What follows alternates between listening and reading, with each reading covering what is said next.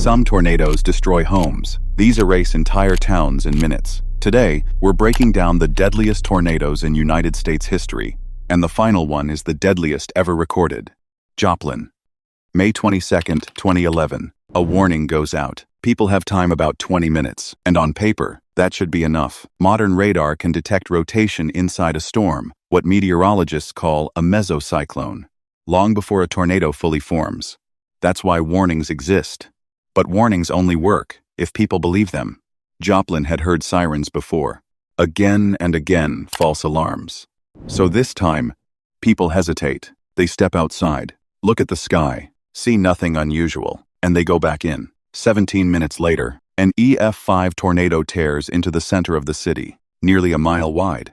Winds exceeding 200 miles per hour. At that speed, the air itself becomes a force strong enough to rip structures apart, not just push them over, but pull them upward, as pressure drops violently inside the vortex. A hospital takes a direct hit. Windows implode first, then the roof peels back like a lid. Entire floors collapse. Patients and staff suddenly exposed to open sky. At a nearby Home Depot, steel support beams bend and fail.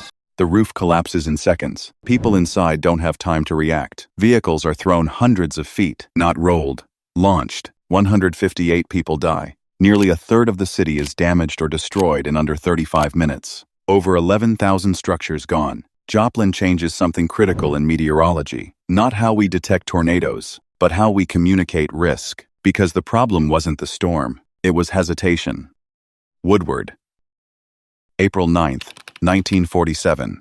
Evening. A quiet town winding down. Families at home. Lights on, then darkness. Power fails across the entire area. Moments later, pressure drops so quickly, people across town feel their ears pop. That sudden pressure change is one of the most extreme indicators of a violent tornado. Inside the core, pressure can fall fast enough to damage buildings from the inside out. Then comes the sound, a deep, continuous roar, like a freight train that never stops. No warning, no sirens. An EF5 tornado over a mile wide hits directly. At this intensity, winds don't just destroy structures, they remove them. Homes are swept clean from foundations. Not broken, gone. Heavy machinery, oil equipment, weighing several tons, is thrown hundreds of yards. Debris becomes airborne projectiles, traveling faster than highway speeds. 181 people die. And what makes this event especially deadly is timing. At night, visibility drops to zero. You can't see the tornado. You can only hear it. And by then, it's already too late. Gainesville. April 6, 1936.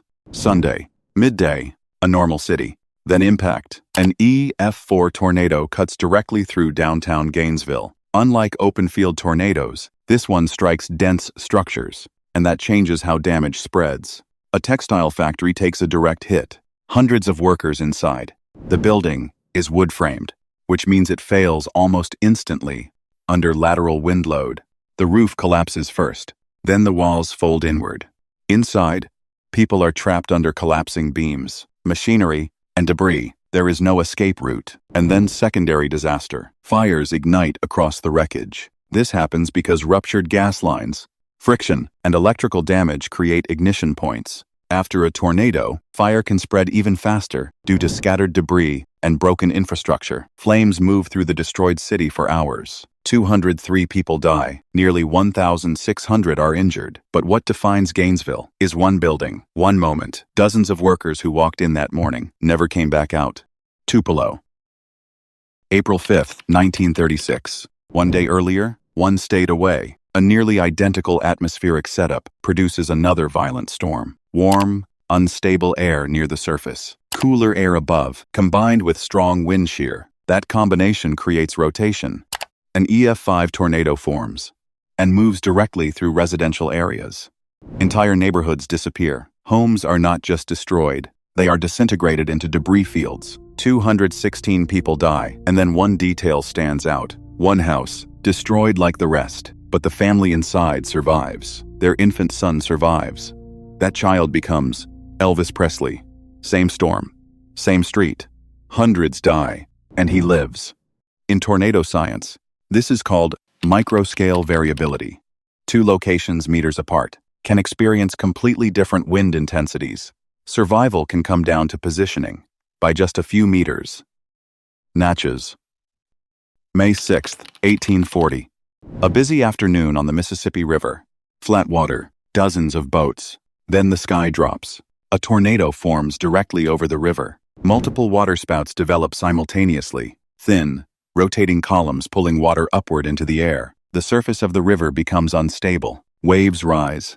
Spray fills the air. Visibility disappears. Boats are lifted, not by waves, but by rotating wind fields. Some are thrown onto the shore. Others are flipped and crushed. Passengers are thrown into the water. And here's the problem. There is nowhere to go. No shelter. No solid ground. Just open water. 317 people die. Most never reach land. Some bodies are found miles inland, carried by the storm's circulation. This becomes the deadliest tornado disaster on water in United States history, because the environment offered zero protection.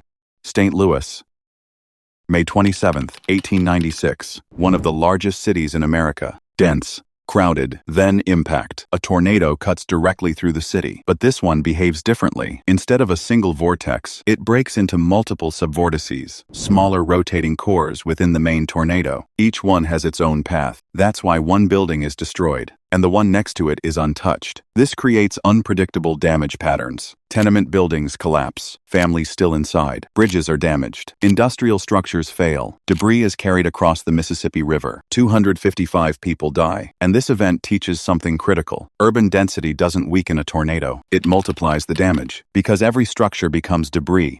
Tri-State, March 18, 1925. A warm afternoon. Conditions are perfect for instability. Warm air rises rapidly.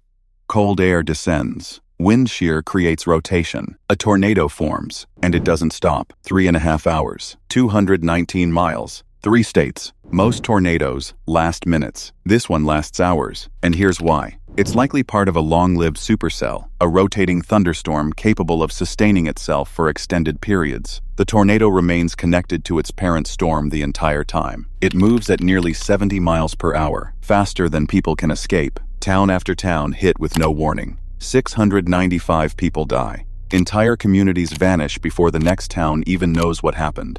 Rescue teams move from one disaster to another, for hours. And even today, no tornado has come close to matching this death toll, because when a storm doesn't stop, the damage doesn't either.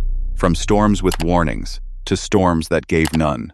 The difference was never the tornado. It was time to understand the threat, time to act on it, because tornadoes don't give second chances. And everything we rely on today, radar, alerts, sirens, exists because of events like these, because of the people who didn't have that time.